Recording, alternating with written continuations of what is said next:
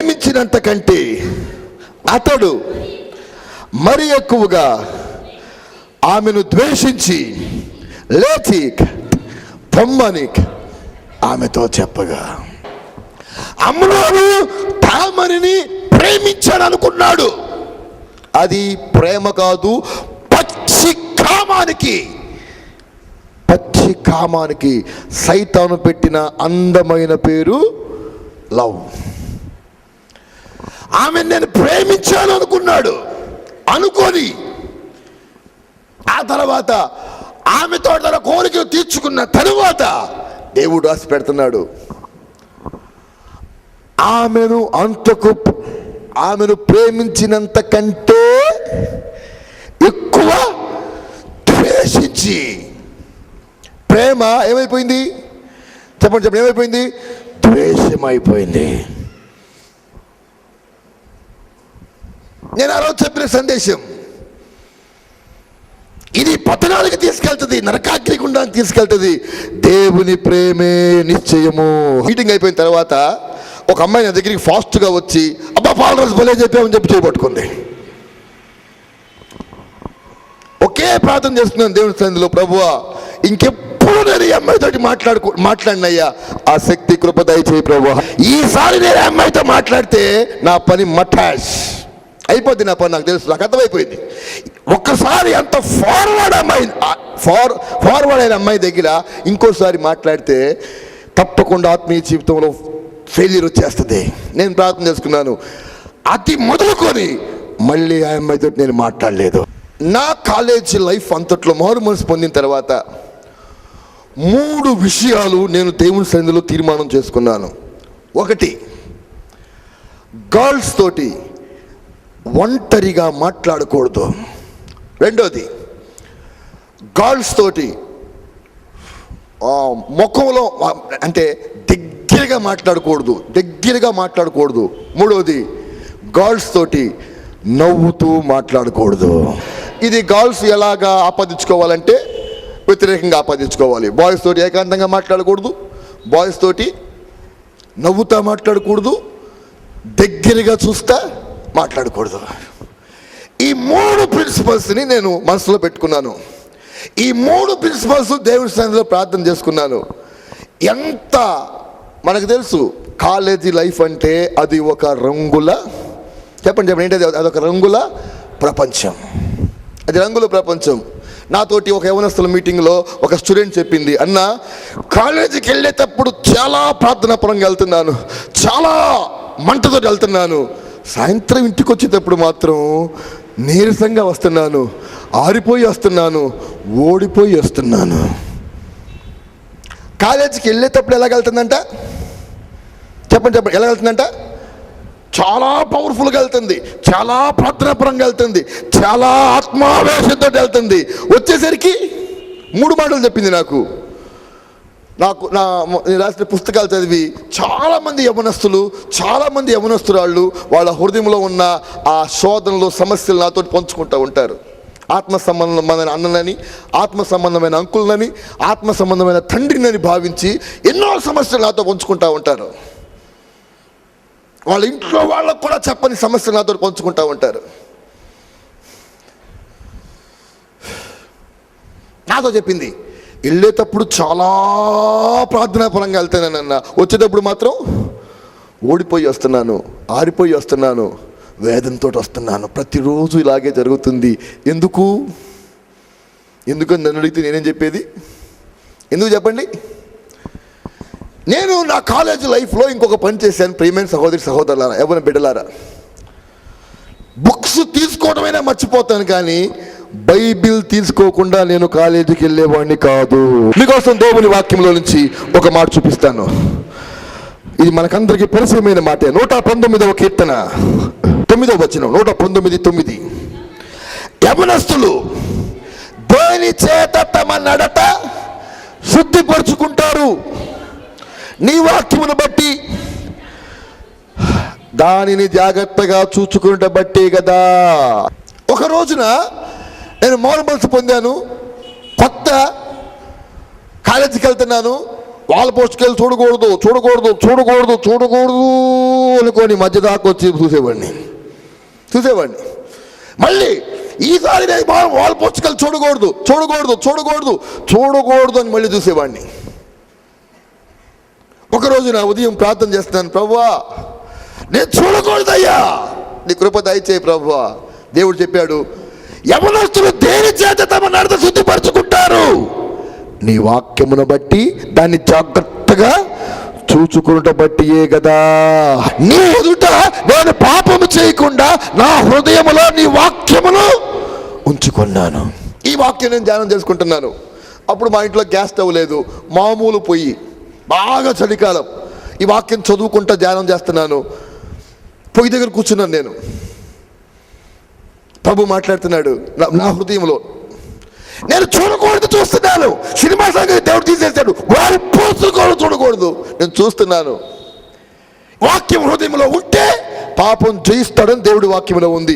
ఈ వాక్యాన్ని నా జీవితానికి ఎలా ఆపాదించుకోవాలి?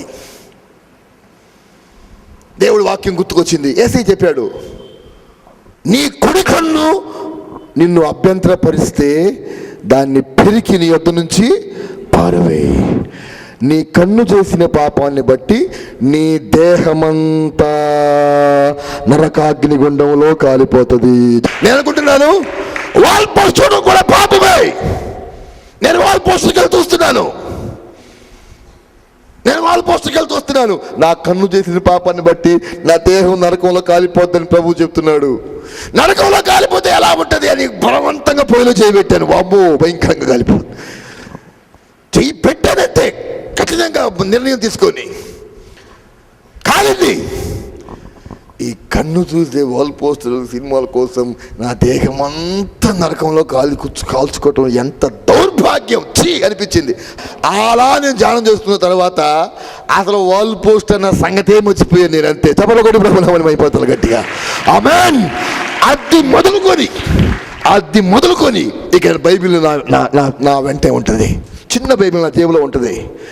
లెక్చరర్ లెసన్ చెప్పి వెళ్ళిపోయే లోపు కొన్ని మాటలు చదువుకుంటాను. నేను ఉదయం ఇంటికాడ సాయంత్రం ఇంటికాడ చదువుకున్న వాక్యం కంటే క్లాస్ రూమ్లో చదువుకున్న వాక్యం నన్ను బలంగా తాగుతుంది. హల్లెలూయా. ఈ సాయంకాల సమయంలో ప్రియమైన యవనస్తులుగా నేను మీకు ఇస్తున్న సలహా ఏంటంటే, మీరు కాలేజీకి వెళ్ళేటప్పుడు తప్పకుండా చిన్న దేవుమైన బైబిల్ గ్రంథం కొత్త నిబంధన అయినా తీసుకొని వెళ్ళండి. ఒకవేళ మీకు అలాగా కాదనుకుంటే మనకు దగ్గరలో ఉన్న సోలన్ బుక్ హౌస్లో ఏ సువార్తకు ఆ సువార్త, యోహాను సువార్త, లూకా సువార్తకు లూకా, మత్తయి, మార్కు అలాగున్నాయి. అవి తీసుకోండి. లేదా ఒక మంచి ఆత్మాభిషేకం, ఆత్మల వేదన, ఆ తపన మంట ఉండి దేవుని శక్తితో రాసిన గ్రంథాలు ఉంటాయి కదా, అవి తీసుకొని వెళ్ళండి. పీరియడ్ మారేటప్పుడు జాగ్రత్తగా చదవండి. అవి హృదయాంతరంగంలో బలంగా పనిచేస్తాయి. నేను అనుభవపూర్వకంగా చెప్తున్నాను ఈ మాట. 3 రోజులు ఉపవాసం ఉండి, 7 రోజులు ఉపవాసం ఉండి, 10 రోజులు ఉపవాసం ఉండి, 14 రోజులు ఉపవాసం ఉండి నేను కాలేజీకి వెళ్ళేవాడిని. నేను మళ్ళీ చెప్తున్నాను, ఇది పోరాటం, ఆత్మ సంబంధమైన పోరాటం. కాలేజీ అనేది ఒక రంగుల ప్రపంచం. ఆ రంగుల ప్రపంచంలో ఆత్మ సంబంధంగా యేసయ్య రక్తమందు కడగబడ్డ పరిశుద్ధమైన జీవితాన్ని కాపాడుకోవాలంటే అది మామూలు విషయం కాదు. మామూలు భక్తికి అది అసాధ్యం. ఏ రోజుకా రోజు శోధన, ఏ రోజుకా రోజు ఆలోచన కూడా దేవుని బిడ్డలకు రాకూడదు. చెడ్డ ఆలోచన.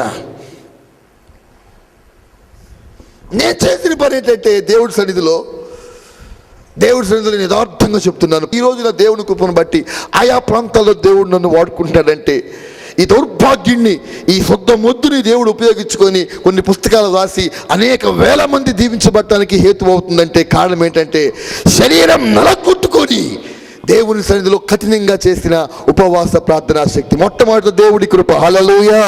దేవుడి కృప లేనిదే ఎవరు కూడా నిలబడలేరు. దేవుడి కృప. రెండవది, ఆ దేవుడి కృపను నిలబెట్టుకోవటం కొరకు తప్పకుండా శరీరం నలగొట్టబడాలి. నేను డిగ్రీ ఫైనల్ ఇయర్లో ఉన్నప్పుడు కంటిన్యూగా 1 వారం రోజులు నేను బాధపడ్డాను చెడ్డ ఆలోచనలతోటి. నేను అనుకున్నాను, నేను ఇలా బ్రతకలేను, ఈ నిలబెట్టిన ఆత్మీయ జీవితం నన్ను నాశనం చేస్తుంది. నేను ఒక తీర్మానం చేసుకున్నాను, ప్రభువా ఈ తలంపుల మీద నాకు జయం దయచేయ్యా అని. దేవుడి వాక్యం తీసుకొని మాకు దాదాపుగా 50 కిలోమీటర్ల దూరంలో ఒక పెద్ద కొండ ఉంది. నేను ప్రార్థనకు ఆ కొండ మీదకి వెళ్తూ ఉంటాను. 7 రోజులు నేను ఒక్కడే దేవుడి సన్నిధిలో దేవుడి వాక్యం తీసుకొని వెళ్ళి ప్రలాపించాను, ఏడ్చాను, కన్నీరు గార్చాను దేవుడి సన్నిధిలో. ఆ 7 రోజులు వ్యభిచారం చేయలేదు. నేను మళ్ళీ చెప్తున్నాను, మీరు అనుకోవచ్చు పెద్ద పాపం చేసి ఉంటాడేమో అనుకుని పోయి ఉంటాడేమో. నన్ను దేవుడి కృపను బట్టి ఆ భయంకరమైన పాపంలో పడకుండా దేవుడు నన్ను కాపాడాడు. నేను చెప్తానంటే తలంపులు వెరీ డేంజరస్.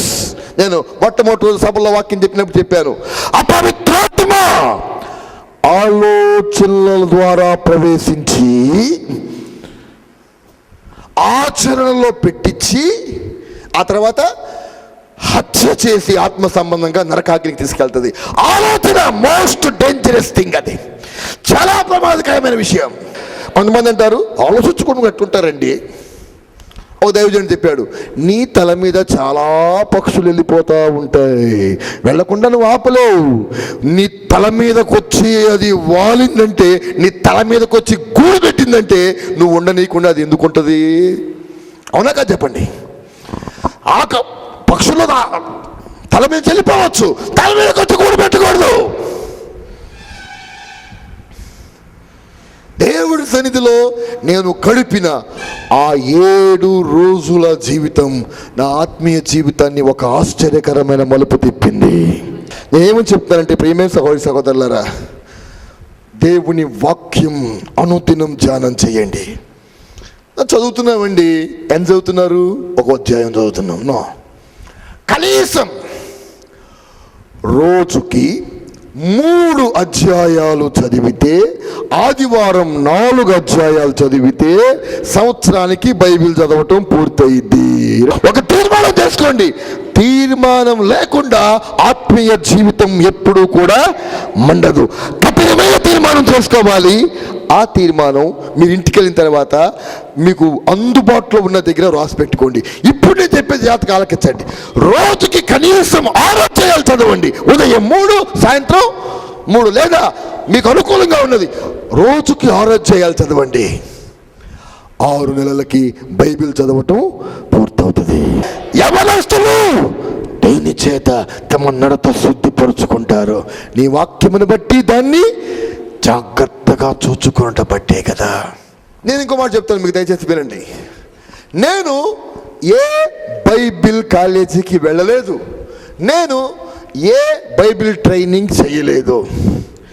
నా స్టడీస్లో నేను డిగ్రీ సెకండ్ ఇయర్లో మార్మన్స్ పొందాను. అక్కడి నుంచి పీజీ చేశాను. పీజీ అయిపోయిన తర్వాత బీఈడీ చేశాను.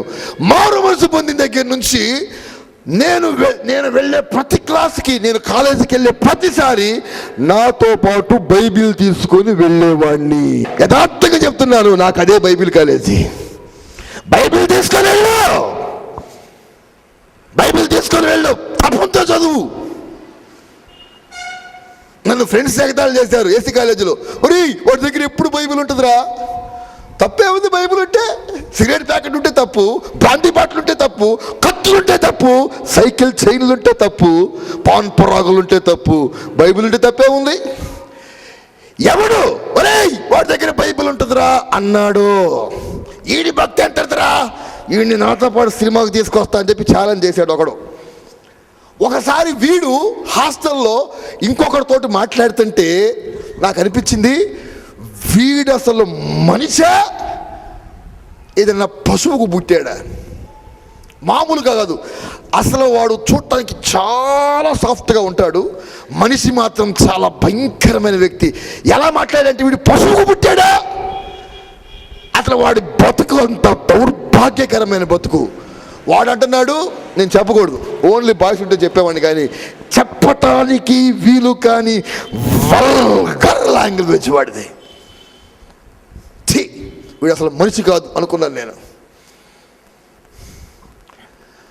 నాకు తెలియకుండానే వాడు నా జీవితాన్ని స్టడీ చేశాడు.